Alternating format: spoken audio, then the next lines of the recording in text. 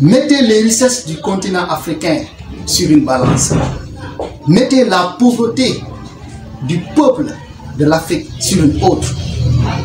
Pesez les aspirations du continent africain et dites-moi ce que vous pensez de nos dirigeants. Après 60 ans d'indépendance, le moment est sûrement venu de réfléchir sur la trajectoire de nos États, sur le comportement de nos chefs d'État, afin de comprendre ou de saisir les facteurs dans leurs envergures qui entrent en jeu pour maintenir l'Afrique dans un statut de retard par rapport au reste du monde.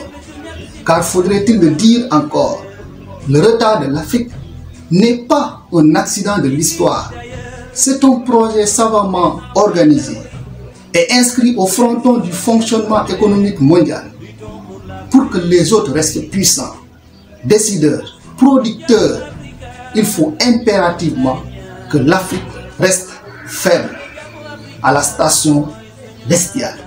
Comment pouvez-vous comprendre avec 81% de chrome, 60% de cobalt, 61% de manganèse, 78% du diamant de la planète, 20% de la production de l'uranium, 40% des réserves aurifères?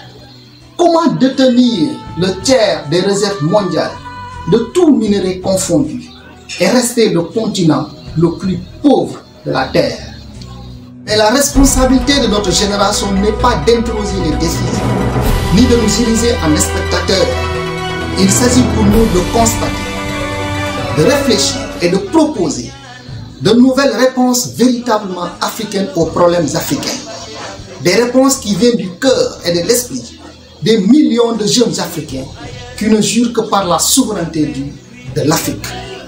Ainsi, nous estimons que l'Afrique doit entrer réellement dans une phase de construction d'un véritable ensemble, un vrai État, fondé sur la vision du panafricanisme optimiste, capable de rebâtir l'Afrique pour les Africains avant de porter le message africain au reste du monde.